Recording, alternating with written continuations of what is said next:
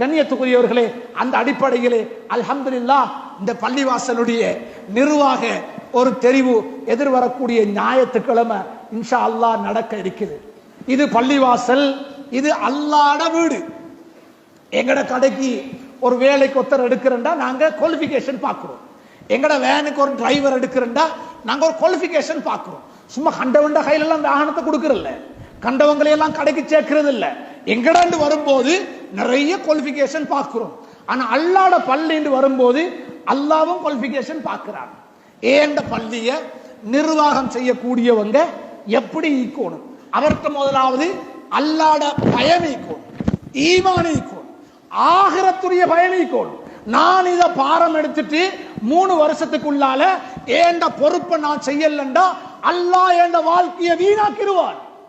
நான் ஒழுங்கா இந்த பொறுப்பை 3 வருஷம் இந்த மஹல்லாவுக்கு உள்பட்டவங்க உதாரணமாக ஒரு 500 ஆம்பளைகள் ஒரு 400 பொம்பளைகள் இருக்கிறான்னு வைப்போம்.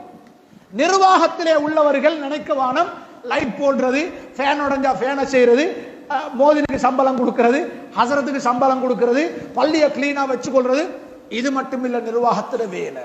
இந்த பள்ளிக்கு உள்பட்ட ஒரு 200 குடும்பம் மீக்கும்டா 200 குடும்பத்தில் உள்ளவங்களும் தொழுகிறாங்களா? எங்களுக்கு தொலை வைக்கலாமா? நானே தொழுகிறல முதலாவது. ஏண்ட வீட்லயே 1000 குறை, ஏண்ட பஞ்சாதிக்கே குருவானோதுன்னு சொல்ல டைம் இல்லாம நான் நிற்கிறேன், ஏண்ட கடையை பார்த்துக்கொள்ள டைம் இல்லாம நான் நிற்கிறேன், ஏண்ட பிரச்சனை 1000 பிரச்சனை, எனக்கு எப்படி இதுல தலைபோடு. கண்ணியத்துக்குரியவர்களே, ஒவ்வொருத்தரும் உங்களோட பேசின ஹுத்பாக்களோட விஷயங்களை வச்சு யோசிச்சு பாருங்க. ஏண்ட குடும்பத்தை சொர்க்கத்தின் அடிப்படையில வழி நடத்த இயலாம நான் நிற்கிற நேரம் பள்ளிவாசல் நிர்வாகம் உண்மையிலே எனக்கு தேவையில்லாத வேலை.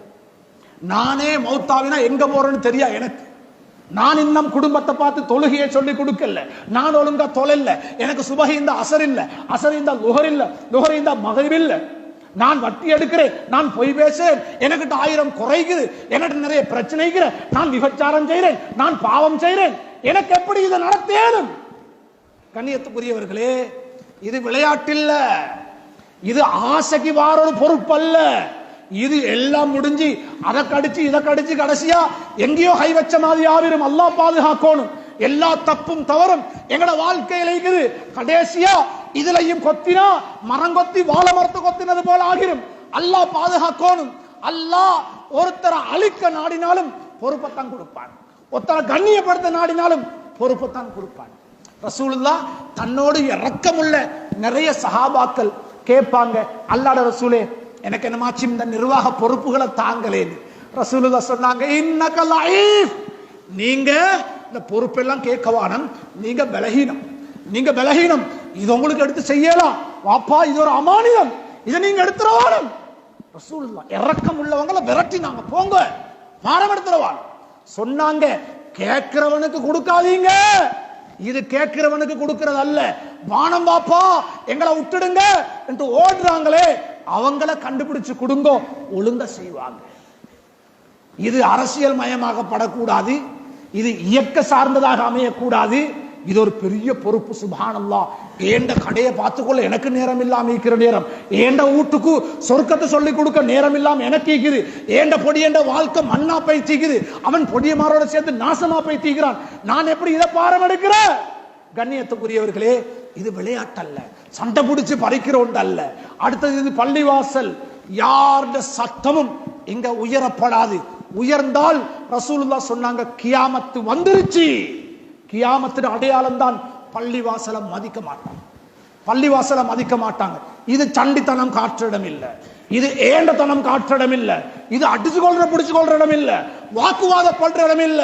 இது முஸ்லிம்களுடைய நாடாளுமன்றம். இங்கே அமைதி பேணப்பட வேண்டும்.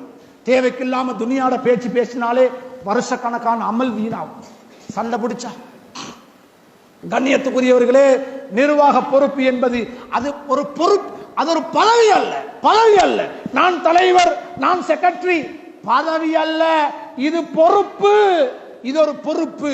அல்லாஹ் இந்த பொறுப்பை நீங்க சரியா செய்யலண்டா துனியால உங்களை பிடிப்பான், உங்களோட வியாபாரத்தால் உங்களை அழிப்பான், உங்களோட நடவடிக்கைகளால் அல்லாஹ் உங்களை பிடிப்பான். இது சும்மா ஆசைப்பட்டு ஏண்ட மச்சனை போடுங்க, ஏண்ட வாப்பாவை போடுங்க, எங்கட நானாவை போடணும், எப்பயும் அவங்களுக்கு விடப்படாது, நாங்க செய்யணும், எங்கட கையில் எடுக்கணும், அந்த பாட்டுல வந்து செய்யற பொறுப்பு அல்ல. சுப்ஹானல்லாஹ். இது ரசூலுல்லாஹ் போல, அபூபக்கரை போல, உமரை போல, உஸ்மானை போல அடக்கமான ஆக்கள், ஒழுக்கமான ஆக்கள், ரோஷமுள்ளாக்கள், தக்வா உள்ளாக்கள், தஹஜ்ஜத் தொழுறாக்கள், ஜகாத் கொடுக்கிறார்கள், அல்லாஹ்வுடைய பயம் உள்ளாக்கள், ஹக்க மட்டும் பேசுறவங்க, பாவத்தை செய்யாதவங்க, ஹராத்தை செய்யாதவங்க, தானும் நல்ல வழியில குடும்பத்தையும் நல்ல வழியில நடத்தக்கூடிய ஒழுக்கம் உள்ளவங்க இருந்தா எடுங்க, இல்லாட்டி அல்லாஹ்வுடைய காவல் விட்டுட்டு போயிருங்க. வாப்பா, இது சாதாரண விடயம் இல்லை. அடுத்தது நிர்வாகம் என்று வரும்போதுதான் பிரச்சனைகளும் வார. ரசூலுல்லாஹ் சொன்னாங்க, அல் ஃபித்னத்து நாயிமத்துன், பிரச்சனை தூக்கம். பிரச்சனைக்கு தூங்கிட்டீங்க, பிரச்சனை தூங்கிட்டீங்க, அது தூக்கம். நீங்க யாரு இந்த பிரச்சனையை கிளப்புறீங்களோ, யாரு பிரச்சனையை கிண்டி விடுறீங்களோ, அல்லாஹ் அவனை சபிப்பானாக, அவன் நாசமாகுவான்னு சொன்னாங்க. சுப்ஹானல்லாஹ்.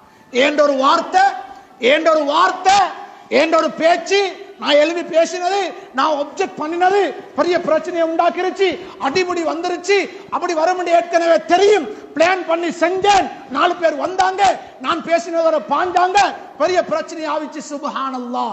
ரசூலுல்லாஹ் சொன்னாங்க, நாசமாகுவான், நாசமாகுவான். தூங்கிட்டு இந்த பிரச்சனையை கிளப்பி விட்டவன் நாசமாகுவான் சொன்னார். நிர்வாகம் இது ஓடி ஓடி போகணும். அது எங்களை தேடி தேடி வந்தா அல்லாஹ்ட உதவி கேட்டு கேட்டு பிளான் பண்ணி எடுத்தா அதிலே தான் அழிவு நாசம் இருக்குது. எனவே இது பிரச்சனை பண்ற இடம் இல்லை.